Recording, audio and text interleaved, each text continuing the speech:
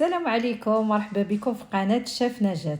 اليوم غنشارك معكم وصفة جديدة ديال كلاص منزلي اقتصادي نبردو به في هذه الحرارة، غير بثلاثة د المكونات. كيجي لذيذ وسهل واحسن من المحلات. تبعوا معايا المقادير وطريقة التحضير. غادي ناخذ واحد البول وغادي ناخذ واحد رابعة ديال الحليب بارد يكون نبردوه مزيان باش تطلع الكريمه. وعندي هنايا الكريمه ديال كلاص ديال فاني، ها هي وريتها لكم كيفاش دايره. دابا غادي نفرغ على الحليب وغادي ناخذ الضراب كهربائي هكا وغادي نضرب الكريمه. نحاول نخلطه هو الاول باش ما يطلعش الغبره ديال الكريمه. صافي غادي نخدم هكايا الضراب تطلع الكريمه مزيان، وحاولوا يكون الحليب بارد باش كطلع الكريمه مزيان. دابا نضربوه هكا تطلع الكريمه. هيا دابا طلع في هذا الشكل هذا اللي كتشوفوه، بهذا الشكل طلع مزيان باش كتخرج كلاص يخرج زوين. دابا صافي انا وقفت الضراب وغادي نعمر دابا في البوش ديال البلاستيك، نعمر الكريمه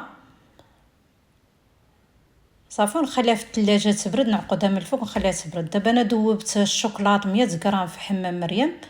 دابا نخلطو مزيان هكا، وخديت بلاستيك هكا ديال الثلاجه وراني قطعتها، درت الموس حتى سخنته وقطعتها هكايا طولي في هذا الشكل هذا. ولا عندكم لقيتوهم في المحلات ديال البائعات ديال الحلويات تقدروا تاخذوهم. انا ما لقيتهمش واجدين، راني صايبتهم هكا في الدار وصافي. راه ساهل الا بغيت تصايبوهم.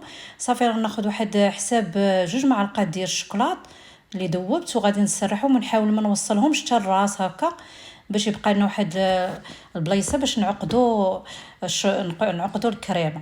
حاولوا ما تطلعوهمش حتى الفوق بهذا الشكل هذا وما تخليوهمش حتى يبردوا. الكريمه راه خليتها تبرد في الثلاجه. صافي انا عقدتها بواحد الخيط هكا باش ما يخرجش ليا الكريمه من البوش. صافي حاولوا تحلوا هاد البلاستيك هكا، حلوه شويه من الفم ديالها هكا بهذا الشكل هذا وصافي وبداو تعمروا. صافي ملي تعمروهم بشويه بشويه ما تزربوش عليهم تيعمروا، راه كيبغيو بشويه تحاولوا عليهم تيعمروا مزيان وما تعمروش حتى الفوق هكا بهذا الشكل هذا وصافي. وعقدوهم بواحد، انا عقدتهم بواحد السينت هكا ولا خيط ولا اللي كان عندكم. دابا انايا غادي نستفتهم في هذا الطبسيل هذا وغادي ندخلهم مجمد واحد 3 السوايع حتى كيبردوا مزيان. هانتوما كتشوفوا كيما جاو باردين وزوينين. وبالنسبه للوليدات هما راه كيبغيوهم في هذا الشكل والكبار علاش لا. ولا عجبكم الفيديو، عجبكم هاد لاكلاص وداكشي، شاركوه مع احبابكم وصحابكم. مرحبا والف مرحبا وبالصحه والراحه.